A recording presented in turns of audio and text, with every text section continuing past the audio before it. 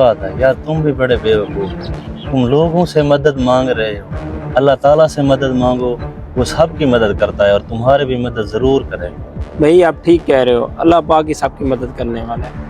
मुझे भी अल्लाह पाक से मदद मांगनी चाहिए। ठीक है भाई, अल्लाह ताला आपकी मदद करे। अल्लाह हाफ़िज़। ऐ अल्लाह, मैं तेरा गुनाहगार बंदा, मेरे हाल पे रहम फरमा, मुझे इस कर्ज से निजात दे। अस्सलाम वालेकुम। वालेकुम सलाम। क्या हाल है? ठीक अल्हम्दुलिल्लाह। ठीक हो? जी भाई। भाई ये आपकी अमानत है मेरे पास। 6 मंथ पहले आपने दिए थे मुझे 5000 रुपया। भाई मुझे तो याद नहीं है। भाई मुझे याद थी, आपकी अमानत है, मैंने आपको दे दिया। भाई बहुत शुक्रिया। आपका भी शुक्रिया। अल्लाह हाफ़िज़।